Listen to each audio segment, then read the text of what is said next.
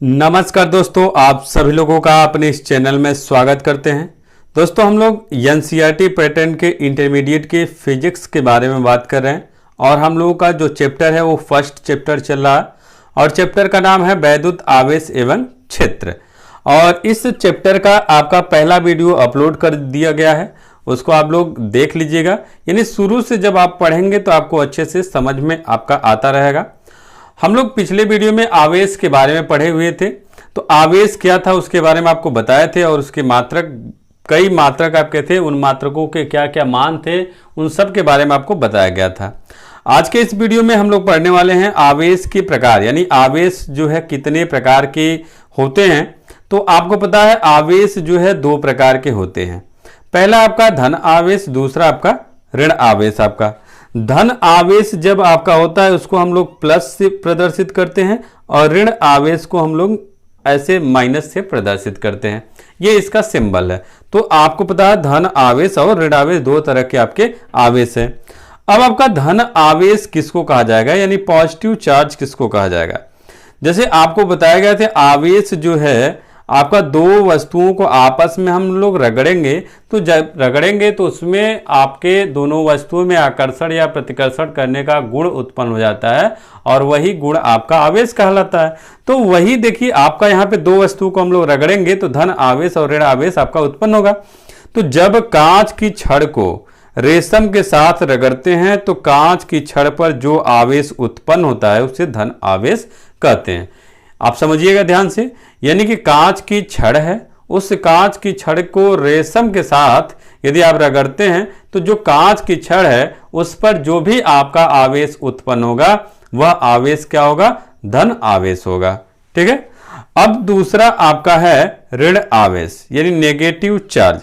अब negative charge में क्या है, इसमें आपका क्या है परिभाषा, आपका यहां पे है जब आबनूस को बिल्ली की खाल के साथ रगड़ते हैं तो आबनूस पर जो आवेश उत्पन्न होगा उसे ऋण आवेश कहेंगे।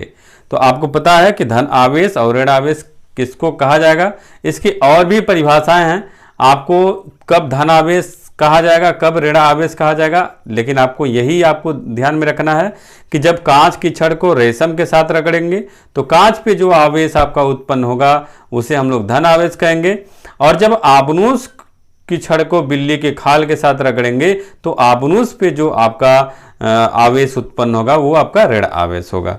और यह धन आवेश और ऋण आवेश जो है इसका जो नाम है, यह नाम जो है अमेरिका के वैज्ञानिक बेंजामिन फ्रैंकलिन ने आपका सन 1750 में रखे हुए थे और इन्हीं के नाम पे जो आवेश है उसका आवेश का मात्रक भी रखा है। आपका फ्रैंकलिन एक आपका आवेश का मात्रक भी है, तो आप पीछे पढ़े भी हैं।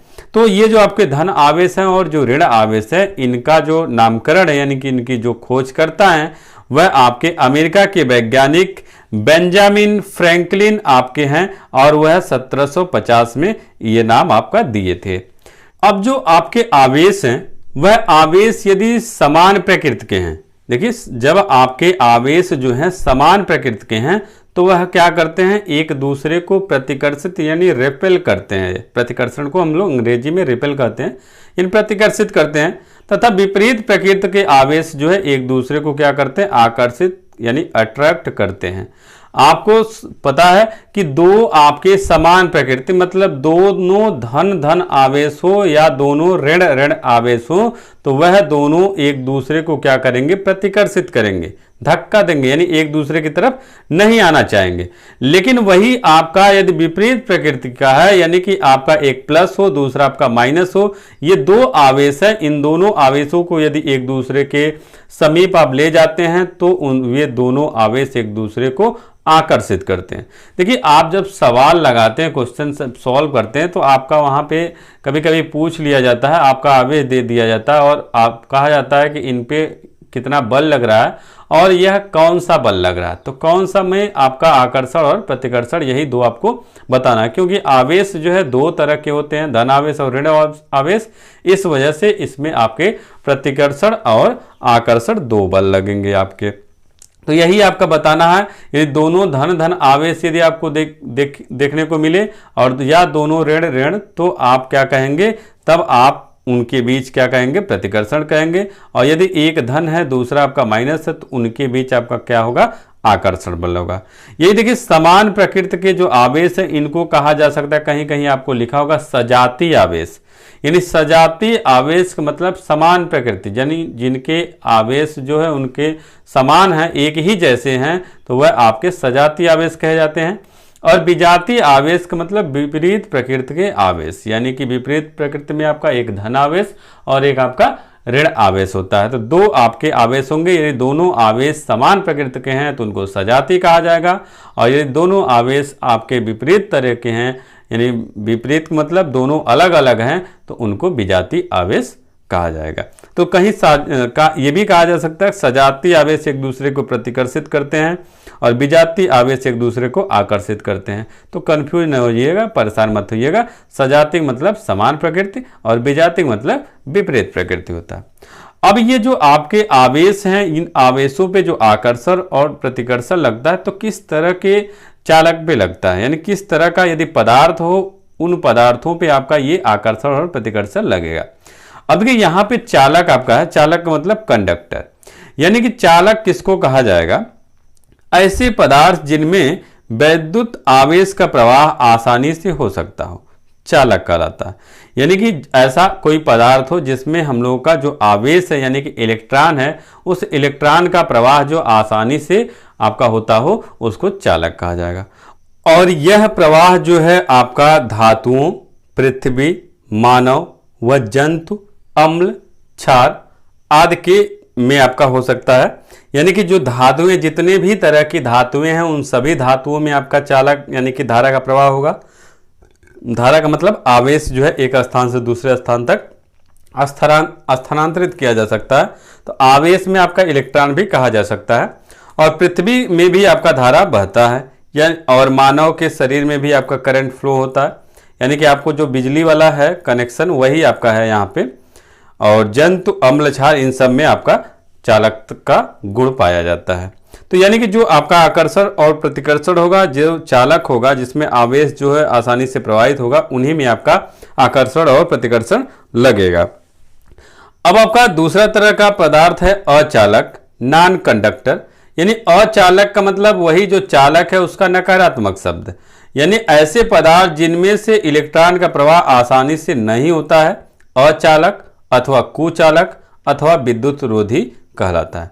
तो ये आपका कुचालक जो नाम है, आपका विद्युत रोधी का जो नाम है, ये नाम आपका बार बार आपका आता रहेगा। तो आपको ध्यान रखना है कि आपका कुचालक और विद्युत रोधी किसे कहा जाएगा, ऐसे पदार्थ जिनमें हम लोग धारा का प्रवाह संभव न हो, यानी जिसमें इलेक्ट्रॉनों का प्रवाह आसानी से नहीं होता है, अचालक या कुचालक या विद्युत रोधी कहलाता है। इसमें आपका क्या होगा, कांच, प्लास्टिक, एबोनाइट आदि ये सब आपके क्या हो जाएंगे, अचालक पदार्थ हो जाएंगे। अब आपका एक तीसरा भी है, आपका तीसरा आपका है परावैद्युत यानी डाई इलेक्ट्रिक। परावैद्युत का मतलब क्या होता है, जैसे आपका परावैद्युत उसको कहा जाएगा जो कुचालक में ही आपके ये भी आते हैं। कुछ कुचालक पदार्थों पर वैद्युत क्षेत्र आरोपित करने पर उनके पृष्ठों पर प्रेरित आवेश उत्पन्न हो जाता है। इन पदार्थों को परावैद्युत पदार्थ कहते हैं।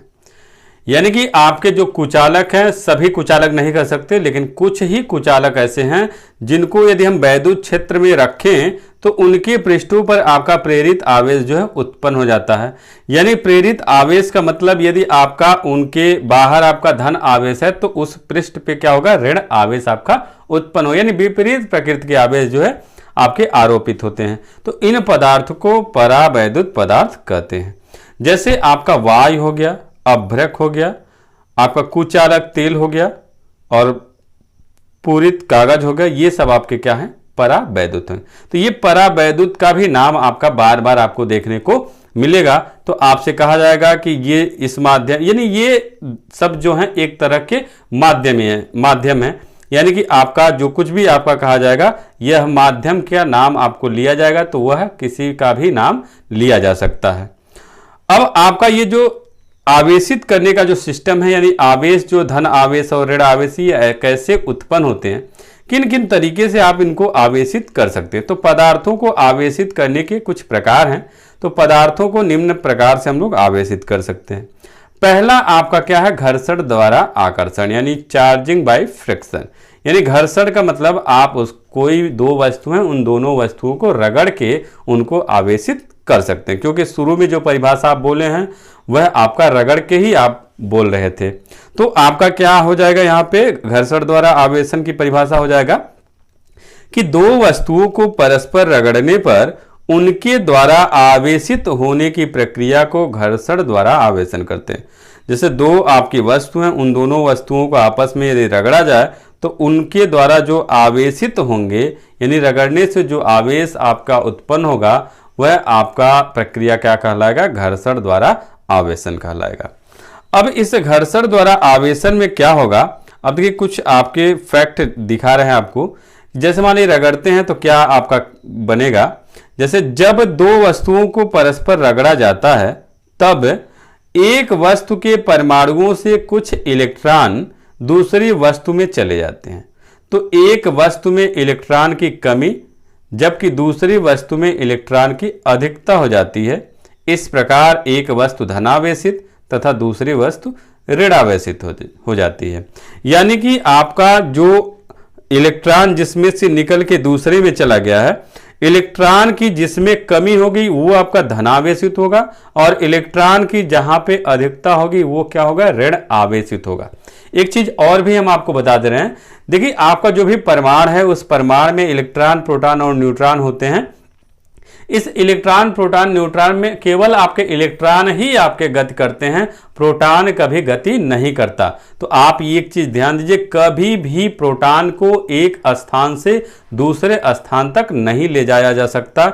यानी केवल यदि आप ले जाएंगे तो इलेक्ट्रॉन को ही एक स्थान से दूसरे स्थान ले जाएंगे, आप प्रोटॉन को नहीं हिला सकते। तो इसलिए प्रोटॉन आपका स्थिर रहेगा, यदि आपका कहीं जाएगा तो इलेक्ट्रॉन ही आपका जाएगा। तो हम लोग जब दो वस्तुओं को आपस में रगड़ेंगे तो रगड़ने से आपके जो एक वस्तु है, उन एक वस्तु के परमाणु से कुछ इलेक्ट्रॉन आपके दूसरी वस्तु में चले जाएंगे, और जब दूसरी वस्तु में चले जाएंगे तो वहां पे क्या होगा, एक पहले जो वस्तु है उस वस्तु में इलेक्ट्रॉन की कमी हो जाएगी और दूसरी वस्तु में इलेक्ट्रॉन की अधिकता हो जाएगी। तो इस तरह से जो आपके जिसमें आपके इलेक्ट्रॉन की कमी हुई है वो आपका धनावेशित हो जाएगा, और जिस वस्तु में इलेक्ट्रॉन की अधिकता हुई है वो आपका ऋण आवेशित हो जाएगा। इसको हम लोग समझते हैं एक उदाहरण के द्वारा, यानी फिगर के माध्यम से समझते हैं। यहां देखिए आपके एक पदार्थ, दो पदार्थ आपके लिए गए हैं, दोनों पदार्थों में आपके जो इलेक्ट्रॉन हैं और जो प्रोटॉन हैं, यानी कि आपको पता है इलेक्ट्रॉन सिद्धांत, आपको अभी हम अगले वीडियो में बताएंगे। लेकिन इलेक्ट्रॉन सिद्धांत होता क्या है यहाँ पे भी हम बता दे रहे हैं। इलेक्ट्रॉन सिद्धांत का मतलब होता है कि जो भी आपका पदार्थ है वह पदार्थ जो है किससे मिलकर बना होता है, परमाणु से, और परमाणु जो है इलेक्ट्रॉन, प्रोटॉन और न्यूट्रॉनों से मिलकर बना होता है। और परमाणु के जो नाभिक हैं, यानी बीचों बीच नाभिक होता है, और नाभिक जो प्रोटॉन और न्यूट्रॉन से मिलकर बना है, और इलेक्ट्रॉन जो उसके चारों तरफ चक्कर लगाता है।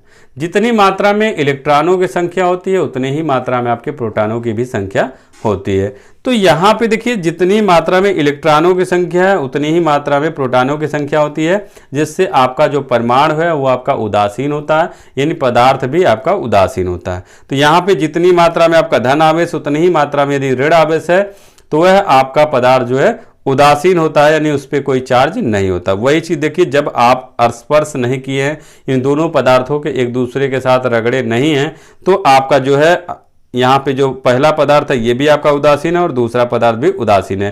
क्यों उदासीन है? क्योंकि जितनी मात्रा में धन आवेश उतनी ही मात्रा में आपका ऋण आवेश भी है, इस वजह से उदासीन है। तो जब आपका दो वस्तुओं को यदि आप लेते हैं तो वह आपका उदासीन अवस्था में होगा, यानी जितनी चार आपके प्लस चार्ज है तो चार इसमें माइनस है, चार इसमें माइनस है तो यहाँ चार प्लस है, यानी समान मात्रा में है। अब जब आप इसको रगड़ेंगे तो आपका क्या होगा, इसमें से कुछ इलेक्ट्रॉन इसमें चले जाएंगे। जब इसमें से कुछ इलेक्ट्रॉन इसमें चले जाएंगे तो यानी मान लीजिए दो इलेक्ट्रॉन निकल के इसमें आ गया, तो यहाँ पे देखिए चार प्लस तो रहेगा ही, क्योंकि आप बोले हैं कि प्रोटॉन को नहीं इधर उधर हिला सकते, केवल आप इलेक्ट्रॉन को इधर उधर खिसका सकते हैं। तो यहाँ पे आपका दो इलेक्ट्रॉन इसमें ट्रांसफर कर दिए, तो चार प्लस और दो माइनस हो गया। यहां पे जब 2 और आ गया तो 4 पहले से था और 2 और आ गया 6 हो गया और 4 प्लस हो गया, यानी घर्षण के बाद अब देखिए यहां पे क्या है, यहां पे कंडीशन ये बन रहा है कि 4 प्लस है 2 माइनस है, तो 4 प्लस में से आपका 2 माइनस घटाएंगे 2 आपके क्या होंगे प्लस हो जाएंगे। इसका मतलब ये जो वस्तु है ये आपका क्या है धनावेशित हो गया और ये क्या हो जाएगा ऋण आवेशित हो जाएगा। क्यों हो जाएगा? क्योंकि 4 प्लस और 6 माइनस है तो माइनस की संख्या अधिक है, इसलिए ये आपका ऋण आवेशित। तो यही चीज आपका यहाँ पे कहा जा रहा कि आपका जब शुरू में जो भी पदार्थ है उन पदार्थों को यदि आप रगड़ते हैं तो आपका जो एक वस्तु है उनके जो इलेक्ट्रॉन है दूसरी वस्तु में चले जाएंगे और जब दूसरी वस्तु में चले जाएंगे तो पहले वस्तु में आपके इलेक्ट्रॉन की कमी हो जाएगी और दूसरे वस्तु में इलेक्ट्रॉन की अधिकता हो जाएगी और जहां पे कमी होगा वो धनावेशित हो जाएगा और जहां पे आपकी अधिकता होगी वहां ऋणावेशित हो जाएगा। तो ये आपका आवेशित करने का पहला तरीका है। दूसरा तरीका क्या है? दूसरा तरीका है कि चालन द्वारा आवेशन, यानी कि चालन का मतलब स्पर्श द्वारा आवेशन, यानी चार्जिंग बाय कंडक्शन यानी कंट्रैक्ट, मतलब स्पर्श द्वारा आवेशन, यानी कि आपका कोई भी आपका आवेशित चालक है उस आवेशित चालक को स्पर्श करके, यानी कि आवेशित चालक को अनावेशित चालक से स्पर्श कर दिया जाए, यानी कि संपर्क में लाया जाए तो भी आपका क्या होता है आवेशित हो जाता है। यानी कि जब किसी आवेशित चालक को किसी अनावेशित चालक के संपर्क में लाया जाता है तब दोनों चालकों पर समान प्रकृति का आवेश फैल जाता है। इस प्रक्रिया को चालन द्वारा आवेशन या संपर्क द्वारा आवेशन कहते हैं। यानी कि आपका एक आवेशित कोई वस्तु है और एक आपका बिना आवेश वाला कोई वस्तु है, जब इन दोनों को आप स्पर्श करेंगे तो आवेशित वाला जो आवेश है उसका जो आवेश है अनावेशित वाले पे भी चला जाएगा। तो इस तरह से आपका ये चालन द्वारा आवेशन हो जाएगा, यानी संपर्क द्वारा ये आवेशित हो जाएगा। अब आपका तीसरा है प्रेरण द्वारा आवेशन, यानी चार्जिंग बाय इंडक्शन। यानी प्रेरण का मतलब क्या है? जैसे ये वह प्रक्रिया जिनके अंतर्गत एक आवेशित वस्तु द्वारा अनावेशित वस्तु पर स्पर्श किए बिना विपरीत प्रकृति का आवेश उत्पन्न हो जाए तो प्रेरण द्वारा आवेशन कहते हैं। यानी कि आपका कोई आवेशित वस्तु है, उस आवेशित वस्तु को अनावेशित वस्तु पर स्पर्श नहीं किया गया तब भी आपका उस पे विपरीत प्रकृति का आवेश उत्पन्न हो गया, तो इस प्रक्रिया को कहा जाएगा प्रेरण। यानी इस प्रेरण के द्वारा आप उसको आवेशित कर सकते हैं। जैसे मान लीजिए आपका कोई आवेश है, उस आवेश को हम दूर रख दिए और एक आपका अनावेश है उसको हम एक जगह रख दिए, तो ये आपका कुछ दूर पे रखने से ही आपका क्या हो गया, इस पे आपका आवेश है, इस पे आपका आवेश नहीं है, तो आवेश जिस पे नहीं है उस पे भी आपका आवेश उत्पन्न हो गया। और कौन सा आवेश? इस पे यदि धन आवेश है तो इस पे कौन सा आवेश? ऋण आवेश आपका उत्पन्न हो, यानी विपरीत प्रकृति का। यदि इस पे माइनस है तो इस पे आपका क्या होगा? धन हो जाएगा। यानी विपरीत प्रकृति का यदि कोई आवेश आपका उत्पन्न हो जाता है तो उस प्रक्रिया को कहा जाएगा कि प्रेरण, और इसके द्वारा आप उसको आवेशित कर सकते हैं। तो ये आपके 3 प्रकार हैं आवेशित करने का। तो ये हम लोगों का इतना ही रहेगा आज के इस वीडियो में। अगले वीडियो में हम लोग अगला टॉपिक और भी चर्चा करेंगे, इलेक्ट्रॉन सिद्धांत से संबंधित और क्वांटीकरण से संबंधित आपके टॉपिक पे चर्चा करेंगे। तो बस आज के इस वीडियो में इतना ही। अगले वीडियो में फिर से मुलाकात होगा, तब तक के लिए अनुमति चाहते हैं। नमस्कार दोस्तों।